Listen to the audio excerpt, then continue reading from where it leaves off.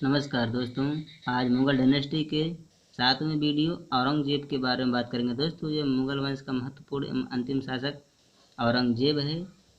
तो दोस्तों, शुरू करते हैं यहीं से औरंगजेब के बारे में। तो दोस्तों, औरंगजेब का जो शासनकाल था वो सन 1658 ईस्वी से सन 1707 ईस्वी में था। दोस्तों, इसके पहले हमने बताया शाहजहाँ के बारे में कि किस प्रकार से शाहजहाँ ने अपना शासनकाल सन 1528 से 1558 ईस्वी तक चलाया। इसके पश्चात किस प्रकार से महत्वपूर्ण युद्ध हुए तथा शाहजहाँ की मृत्यु के पश्चात उसका पुत्र औरंगजेब किस प्रकार से आता है और शासन करता है। दोस्तों, तो आ जाइए औरंगजेब के बारे में आज बताएंगे। दोस्तों, बात करते हैं औरंगजेब के जन्म के बारे में। तो दोस्तों, इसका जन्म 4 नवंबर सन 1618 ईस्वी में दाहोद यानी गुजरात में हुआ था। किसी किसी बुक में 24 अक्टूबर सन 1618 ईस्वी में विख्यात मिलता है। बात करते हैं इनके पिता के बारे में। दोस्तों, औरंगजेब के पिता का नाम शाहजहाँ था। इनके माता का नाम मुमताज महल था, यानी शाहजहाँ की बेगम मुमताज महल के छठवीं संतान और तीसरे बेटे थे। बात करते हैं इनके पूरे नाम की। तो दोस्तों, इसका पूरा नाम अब्दुल मुजफ्फर मुहिद्दीन मोहम्मद औरंगजेब था। दोस्तों, इनका यह पूरा नाम था, यानी औरंगजेब का अब्दुल मुजफ्फर मुहिद्दीन मोहम्मद औरंगजेब। औरंगजेब स्वयं अपना नाम आलमगीर रखा था।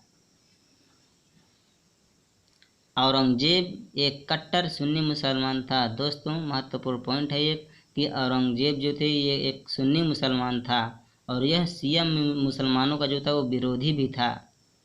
नेक्स्ट पॉइंट में बात करेंगे कि औरंगजेब का विवाह कब हुआ था। दोस्तों, औरंगजेब का विवाह 18 मई सन 1637 ईस्वी को फारस के राजघराने की दिलराश बानो बेगम नामक बेगम के साथ इनका विवाह हुआ था।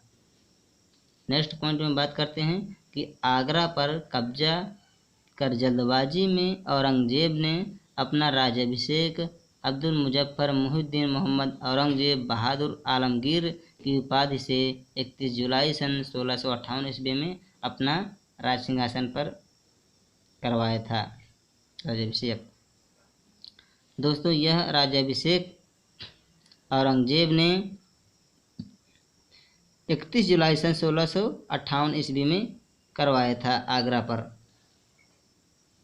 नेक्स्ट पॉइंट है, देवराय की घाटी के युद्ध में सफल होने के बाद सन 15 मई सन 1659 ईस्वी को औरंगजेब ने दिल्ली में प्रवेश किया और शाहजहाँ के शानदार महल में सन 5 जून 1659 ईस्वी को दूसरी बार राज्याभिषेक करवाया। दोस्तों, ये बात बता दें आपको कि जो दारा शिकोह था वो दारा शिकोह जो था औरंगजेब का ही बड़ा भाई था। औरंगजेब और दारा शिकोह के बीच युद्ध हुआ था शाहजहाँ के शासनकाल में और औरंगजेब ने इस युद्ध को जीता था कई बार। नेक्स्ट पॉइंट में बात करेंगे कि औरंगजेब के जो गुरु थे वो मीर मोहम्मद हकीम थे, इनके गुरु जो थे। नेक्स्ट पॉइंट में बात करेंगे कि औरंगजेब जो था वो एक सुन्नी धर्म को मानता था तथा वह शिया मुसलमानों का विरोधी था। नेक्स्ट पॉइंट में बात करते हैं पुरंदर की संधि। तो दोस्तों, पुरंदर की संधि 22 जून सन 1665 ईस्वी में राय सिंह और शिवाजी के बीच हुई थी, जो कि औरंगजेब के शासनकाल में हुआ।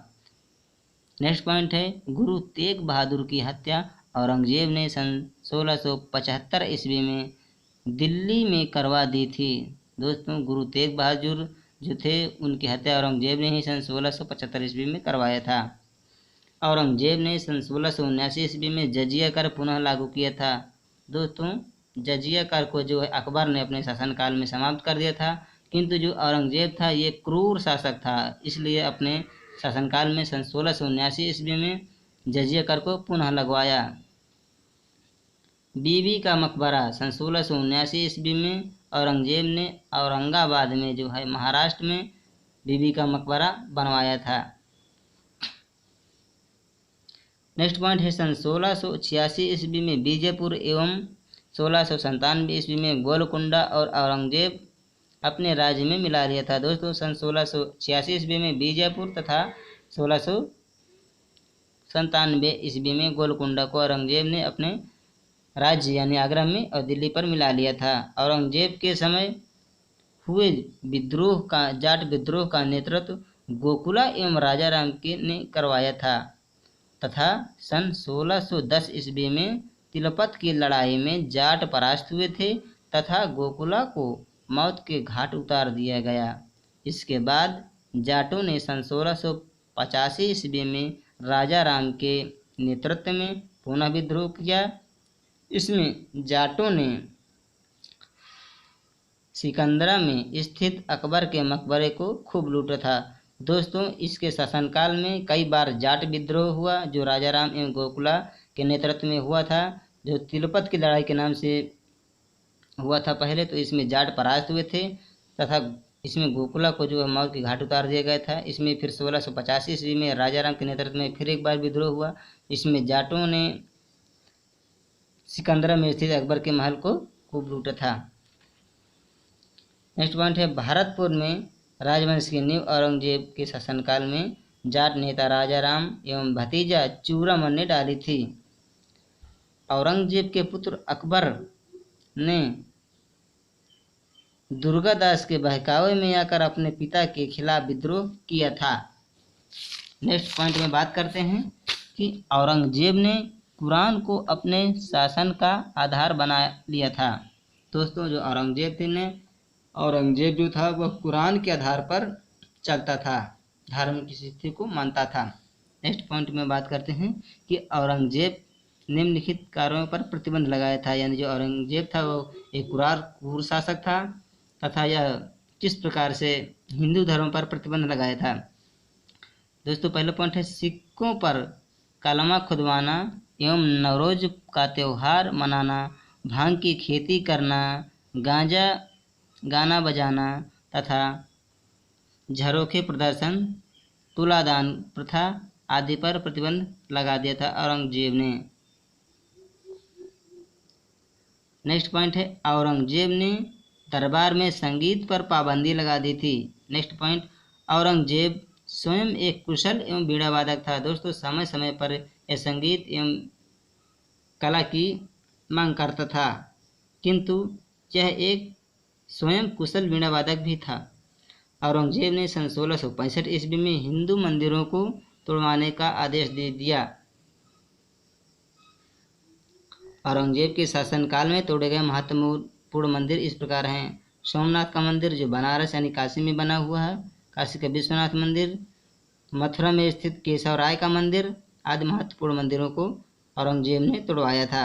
औरंगजेब ने मुसलमान व्यापारियों को चुंगी कर से मुक्त किया था, परंतु हिंदुओं को 5% चुंगी कर देना पड़ता था।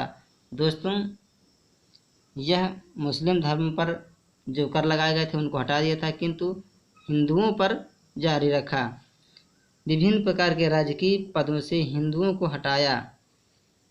नेक्स्ट पॉइंट है, हिंदुओं पर अन्य सामाजिक प्रतिबंध औरंगजेब ने लगाया था। नेक्स्ट पॉइंट में महत्वपूर्ण पॉइंट में बात करेंगे कि सबसे अंतिम मुगल राजा जो था वह बहादुर शाह जफर द्वितीय हुआ था।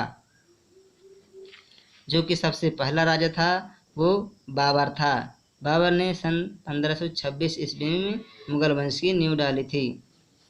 नेक्स्ट पॉइंट में बात करते हैं औरंगजेब की मृत्यु के बारे में। तो दोस्तों, औरंगजेब की जो मृत्यु हुई थी वो 20 फरवरी सन 1707 ईस्वी में हुई थी। इसे खुलदाबाद वर्तमान में रोजा में दफनाया गया था। नेक्स्ट पॉइंट है, औरंगजेब के समय सूबों की संख्या 20 थी। इसके जो सूबों बनवाए थे तो सूबों की संख्या जो थी वो 20 थी इसके समय।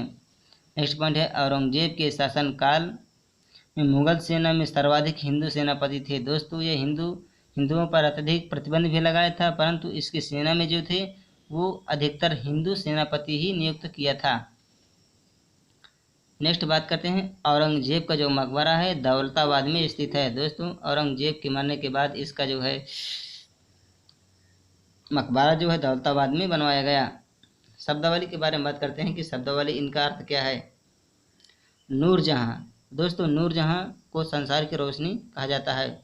मकबरा यानी बादशाहों की कब्र के ऊपर बना हुआ स्मारक है जिसे मकबरा कहते हैं। नेक्स्ट है कोहिनूर। दोस्तों, कोहिनूर को मयूर सिंहासन में जड़ा हुआ अमूल्य हीरा ही है। कलमा क्या है दोस्तों, अल्लाह एक है और मोहम्मद उसके रसूल हैं, इसको कलमा कहते हैं। नवरोज क्या है, वर्ष का पहला दिन। पारसियों का इसे नौरोजा कहते हैं। हरम क्या है? दोस्तों महल का वह हिस्सा जहाँ रानियाँ रहती थीं उसे हरम या हरमदल कहा जाता था। ज्योतिष क्या है? ग्रहों या नक्षत्रों के आधार पर की जाने वाली भविष्यवाणी को ज्योतिष कहा जाता था। स्थापत्य कला क्या है? दोस्तों महलों या इमारतों के निर्माण की कला को ही स्थापत्य कला कहा जाता है। दरगाह क्या है? दोस्तों ये दरगाह जो होती है सूफी संतों की कब्र पर बना हुआ स्मारक को दरगाह कहते हैं। और दोस्तों बादशाहों की कब्र के ऊपर बना हुआ जो स्मारक होता है उसे मकबरा कहते हैं। सरदेश मुखी क्या है? संपूर्ण लगान का 10वां भाग जिसको मराठे सारे क्षेत्र से वसूलते थे इसे सरदेश मुखी कहा जाता था। चौथ क्या है? मुगल राज्य को दिया जाने वाला कुल लगान का 1/4 भाग जो कि मराठे से वसूलते थे इसे चौथ कहा जाता था।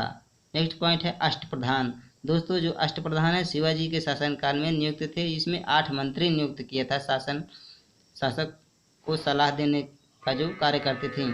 दस्तक क्या है? तो अंग्रेजी कंपनी को भारत में आयात निर्यात हेतु बिना कर के मिल अनुमति थी जिसे दस्तक कहा जाता है। नेक्स्ट पॉइंट है कि पितृदुरा। दोस्तों पितृदुरा क्या है? तो पितृदुरा जड़ाऊ एक रत्न है महत्वपूर्ण। तो दोस्तों ये वीडियो यहीं ख़त्म होता है। नेक्स्ट वीडियो में आपको लेकर आएंगे मराठा शक्ति के बारे में, जिसमें मराठे के बारे में बताएंगे कि किस प्रकार से मराठा शक्ति का उदय हुआ और वीर शिवाजी किस प्रकार से आगे शासन करते हैं।